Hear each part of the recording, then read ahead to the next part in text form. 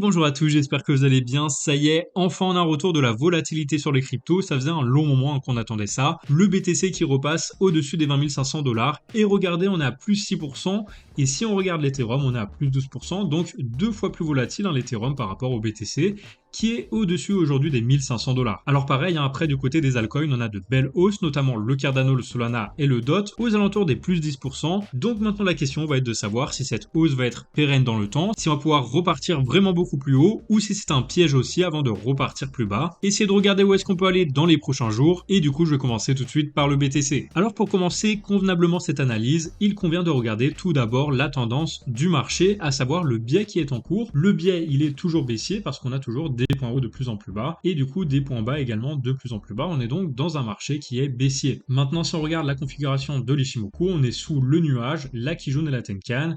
Donc on est toujours en tendance baissière avec la Chikuspan qui est également sous les prix, de nombreuses résistances à repasser avant de repartir haussier. Maintenant, si on regarde de plus près, on voit qu'ici on a la Tenkan qui forme un plat à 20 500 dollars et puis la Tenkan qui forme un plat à 21 780 dollars. Donc tout ça, je vais tout simplement le tracer sur mon graphique pour avoir une idée en fait des résistances qui sont en cours et qui sont très importantes à repasser. Donc pour l'instant, tant qu'on ne clôture pas la semaine au-dessus de toute façon des 21 800 dollars, on reste sur résistance Tenkan, caractérisée par ce plat ici et par ce plat ici. Ça, c'est la première chose, ce sont des résistances très importantes. Si on repasse au-dessus, on pourra potentiellement aller chercher la Kijun aux alentours pour l'instant des 28 700 dollars. Maintenant, regardons ce qui se passe à plus court terme, donc en daily, on évolue toujours à l'intérieur de ce long range, sur lequel on évolue depuis le mois de juin, et dans lequel on évolue toujours dans la partie basse, sous le nuage, et puis sous le milieu du range. Donc tant qu'on ne casse pas tout ça à la hausse, on reste sous résistance, à savoir le milieu du range qui fait également office de résistance en complément nuage, aux alentours des 21 789 dollars, qui correspond, comme vous le savez, au plat Tenkan qu'on avait identifié préalablement en weekly. Et pour l'instant, comme vous pouvez le voir ici, on est en train d'être rejeté pile sur l'alignement Kijun SSB, qui correspond également à la Tenkan en weekly. Donc vous voyez que pour l'instant, la Kijun weekly, elle fait vraiment office de résistance au prix et qu'on pourrait très bien être rejeté et aller casser ça vers le bas pour piéger toutes les personnes qui rentrent en long maintenant. Vu qu'on a liquidé certaines personnes qui sont rentrées en short ici, on pourrait très bien maintenant repartir dans l'autre sens pour aller chercher un nouveau plus bas, piéger toutes les personnes qui pensent qu'on repart à la hausse, alors qu'en fait, tant qu'on ne casse pas de toute façon le milieu du range, on est toujours dans un biais baissier, il faudrait repasser absolument à minimum au-dessus des 23 000 dollars ici pour repartir vers une nouvelle dynamique haussière, aller chercher le haut du range ici aux alentours des 24 500, et encore une fois, tant qu'on ne casse pas le haut du range à 24 500, en clôture, on peut toujours être rejeté vers un nouveau plus bas, donc bien faire attention, tant qu'on n'a pas cassé ces résistances, on peut toujours repartir vers un nouveau plus bas. Ce qu'il faut surveiller selon moi, c'est surtout le regain ici des 21 800 dollars. Si on regagne ça, on pourrait potentiellement viser ensuite le haut du range aux alentours des 24 400 dollars. Bien sûr, on pourra surveiller ça dans les prochains jours, mais pour l'instant, souvenez-vous qu'ici, on a ce niveau de résistance également qui avait rejeté le prix par le passé. Ensuite, ici aussi, et puis ici, on n'avait pas parvenu à clôturer au-dessus très longtemps, donc pourquoi pas refaire la même chose, revenir tester les 21 000 pour mieux repartir vers le bas. Alors maintenant, pour savoir ce qui peut se passer dans les prochains jours sur le BTC, regardons le graphique en 4 heures, sur lequel on avait cassé donc ce triangle que j'avais signalé dans ma dernière vidéo. Donc l'objectif ici, il est aux alentours des 23 150 dollars, qui correspond à la hauteur du triangle reporté à l'endroit de cassure. Le problème, encore une fois, c'est que j'ai des résistances en weekly qui sont très importantes et qui sont sur le chemin. Donc j'ai celle-ci à 20 400, sur laquelle vous voyez qu'on est en train d'essayer de retester. Donc si on parvient à rebondir, pourquoi pas tenter un rebond en direction des 21 600, mais si on réintègre, ça peut être très bearish, étant donné qu'on rejettera encore une fois la partie haute de ce range. On voit qu'on évolue ici à plat depuis un long moment et qu'on est toujours rejeté ici et ici sur le même niveau. Pareil ici sur le bas du range, on est rejeté toujours sur le niveau des 18 400 dollars. Donc potentiellement on pourrait très bien réintégrer, casser la Kijun et du coup aller chercher le bas du range aux alentours des 18 400. Ça piégerait toutes les personnes qui sont rentrées en longue sur ce niveau-là. Étant donné qu'on a liquidé toutes ces personnes-là, on pourrait très bien maintenant aller chercher à liquider les personnes qui sont rentrées en longue ici. Donc attention, on peut viser ce niveau-là. Ceux qui sont rentrés ici en longue, n'oubliez pas de mettre un stop loss sous la Kijun à 19 400, voire sous le nuage ici à 19 500. Comme ça, vous serez gagnant quoi qu'il arrive si vous êtes rentré sur le pullback ici. Et du coup, maintenant, à voir si on parvient à casser ce niveau-là en direction des 21 600 ou si on est rejeté ici pour aller chercher un nouveau plus bas. Concernant l'Ethereum, on est toujours très nettement dans une tendance de fond baissière avec un biais baissier, étant donné qu'on est toujours avec des points hauts de plus en plus bas et qu'on est sous le nuage, sous la Kijun, et qu'on est encore en train de lutter contre la Tenkan. Tant qu'on ne casse pas la Tenkan à la hausse, rien n'est fait, on peut toujours être rejeté sur cette bougie-là ou la prochaine pour repartir vers un nouveau plus bas. Donc attention, restons vigilants. Maintenant, en plus de ça, on a aussi ce plat and can aux alentours des 1621 $. Donc ça fait deux résistances importantes à casser pour aller ensuite chercher la Kijun aux alentours des 1900 $. Voilà, donc ce qui va être intéressant de voir, c'est si on reparvient à casser ici en clôture les 1621 $, parce que si on parvient à recasser ça, on pourra aller chercher la Kijun. Mais tout ça pour dire que pour l'instant, le biais il est baissier. Regardons maintenant ce qui se passe sur un graphique à plus court terme. Donc en daily, maintenant on est toujours à l'intérieur de ce range et on ne parvient pas encore à casser ce nuage à la hausse. Donc tant qu'on ne casse pas le nuage, ainsi que cette résistance qui a rejeté le prix plusieurs fois par le passé, ici et ici, et bien pour moi on est toujours en tendance baissière, on n'inverse pas la structure étant donné qu'on ne repasse pas au-dessus de ce précédent point haut. Donc il faudra absolument repasser au-dessus du niveau des 1800 $ pour aller chercher le haut du range et là à voir si on parvient à casser les 2000 $ ou si on est rejeté encore une fois pour un nouveau plus bas. Donc là aussi ça reste baissier avec une target baissière à 762 $ qui correspond à la hauteur de ce biseau ascendant reporté à l'endroit de cassure qui serait invalidé si jamais on repasse au-dessus des 1800. Maintenant, si on regarde en 4 heures, donc à plus court terme, eh bien ce triangle que j'avais identifié la semaine dernière a finalement fini par casser par le haut. Donc la target a été touchée ici à 1479 $, ça correspond à la hauteur du triangle,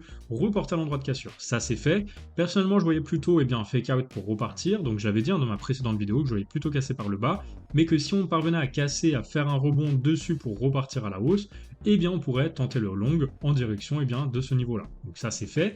Maintenant en fait on est tout simplement sur un niveau de take profit et du coup moi personnellement j'attendrai une correction parce que là on est parti très très haut et du coup il faut forcément une correction. À voir ensuite si cette correction elle permet de tenir, d'avoir un rebond ou si on repasse à l'intérieur du triangle et si du coup on va chercher l'objectif en daily aux alentours des 780 $ environ. Je ferai bien sûr une mise à jour en temps voulu mais pour l'instant on n'a pas grand chose à se mettre sous la main en termes de pattern en H4. Sur le Cardano pour l'instant c'est très simple, on reste baissier étant donné qu'on est en tendance baissière, qu'on a cassé un triangle de compression par le bas et que du coup en théorie l'objectif il est activé, il est à 0,24. On a ici un pullback, à voir si ça tient ou pas, si on repart vers le bas ou si on réintègre. Si on réintègre, il faudra recasser ce précédent point haut ici aux alentours des 0,52 pour également casser cette trendline et le nuage.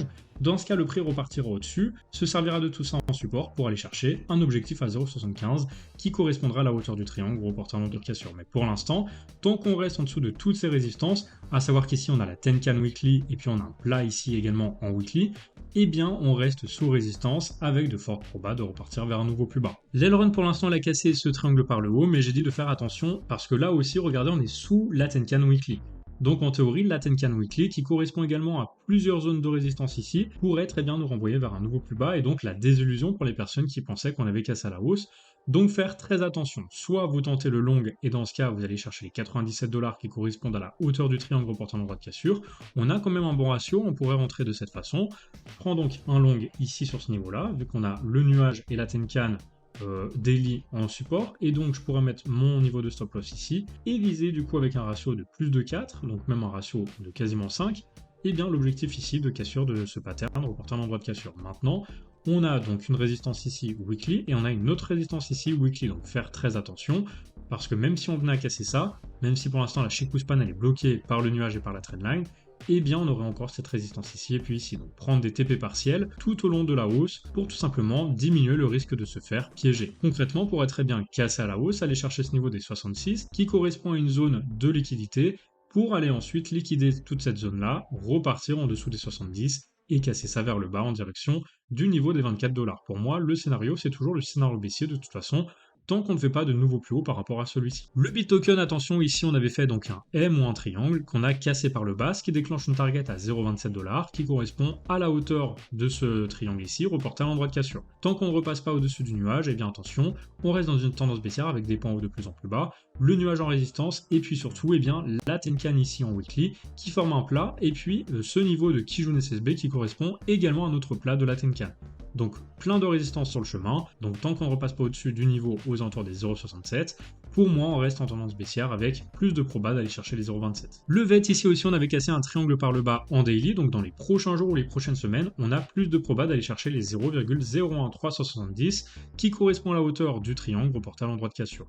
Pour repartir à la hausse, il faudrait absolument casser tout d'abord ce niveau alignement Kijun SSB qui correspond également à la Tenkan en weekly. Si on casse ça, on pourra aller chercher le niveau des 0,02727 qui correspond à un autre plat Tenkan en weekly et également au haut du nuage. Il faudrait casser le haut du nuage pour servir du nuage en support pour aller chercher une cassure de ce triangle un peu plus grand en cassure à la hausse. Mais pour moi, tant qu'on ne recasse pas le nuage ici aux alentours des 0,2 862, et bien attention parce qu'on peut très bien être rejeté, que ça soit ici ou ici, pour faire un nouveau plus bas et aller chercher donc les 0,01370. Pour le GRT, là aussi on a cassé un triangle de continuation par le bas, ce qui a déclenché une target à 0,0516 qui correspondait à la hauteur du triangle reporté à l'endroit de cassure. Pour invalider cet objectif, il faudrait repasser au-dessus du nuage ici aux alentours des 0,1270. Si on casse pas ça, eh bien on a de fortes chances d'aller chercher ça en premier. En plus on se trouve en train de tester la Tenkan, on a toujours la Kijun à 0,897 et puis la Trendline pour repasser à l'intérieur du triangle. Donc plein de résistance sur le chemin.